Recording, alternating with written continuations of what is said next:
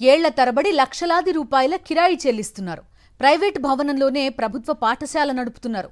ఎలాంటి వసతులు లేని భవనంలో విద్యార్థులు నరకయాతన పడుతున్నారు.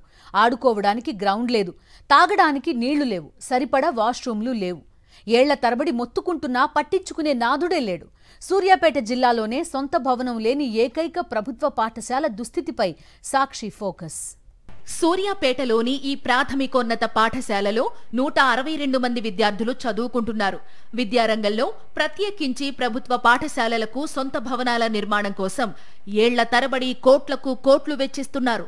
కానీ ఈ పాఠశాల మాత్రం దశాబ్దాల తరబడి ప్రైవేటు భవనంలోనే కొనసాగుతోంది. ఇరుకైన ఈ భవన ప్రాంగణంలో పిల్లలు ఆడుకోవడానికి గ్రౌండ్ లేదు. బాలికలందరికీ కలిపి ఒకే ఒక వాష్రూమ్ ఉంది. అబ్బాయిలకు అసలు వాష్రూమ్ అన్నదే లేదు. అమ్మాయిల వాష్రూమ్ పక్కనే వంటశాల ఉంది. అత్యంత అపరిశుభ్రమైన ఈ వాతావరణంలో పిల్లలు నరకయాతన పడాల్సి వస్తోంది. చదువుకోవడానికి సరైన వసతుల్లో మాకు ఓన్ బిల్డింగ్ లేదు. స్కూల్ అయితే మరి ప్రైవేట్ స్కూళ్ళ ద్వారా మేము కిరాయికి బిల్డింగ్ తీసుకొని చదువుకుంటున్నాం. మేమైతే మాకు చదువుకోనికి ఇరకటం ఉంది. మాకు తెలుగు టీచర్ లేదు, హిందీ టీచర్ లేదు. మరి 10th రిజల్ట్ ఏమవుతుందని మాకు భయం అవుతుంది. మరి టీచర్లను డిఓ సార్ గారికి నమస్కారం ఇచ్చి చెప్తున్నాం. మేమైతే ఆడుకోవడానికి గ్రౌండ్ లేదు. మాకు ఆడుకోవాలని ఇంట్రెస్ట్ ఉన్నా కూడా గ్రౌండ్ లేదు.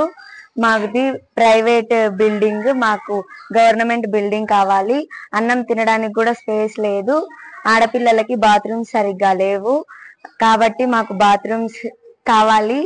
ఈ ప్రాథమికోన్నత పాఠశాల ఎస్టాబ్లిష్ అయ్యి 50 ఏళ్లు కావస్తోన్నా ఇంతవరకు సొంత భవనం నిర్మించలేకపోయారు.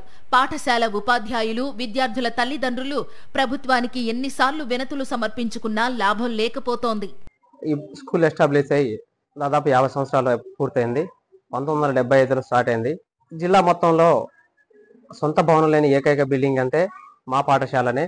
ఈ పాఠశాలకు సంబంధించి సొంత బిల్డింగ్ కోసం ప్రభుత్వానికి, అధికారుల దృష్టికి ఎన్నోసార్లు మేము తీసుకుపోయినా మా స్కూల్ సంగతి పరిష్కారం అనేది ఇప్పటికీ కాలేదు.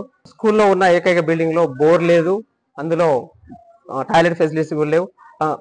పిల్లలకు సంబంధించింది ప్లే గ్రౌండ్ లేదు, వాష్రూమ్ పక్కనే వంటది.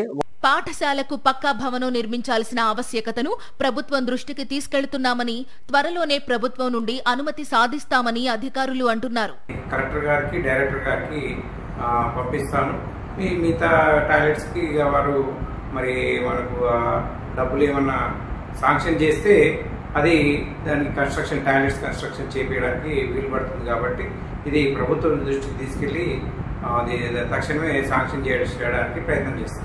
ఏళ్ల తరబడి ఉన్న సమస్య పరిష్కారానికి ఇప్పటికైనా పాలకులు ముందుకు రావాలని స్థానికులు కోరుతున్నారు.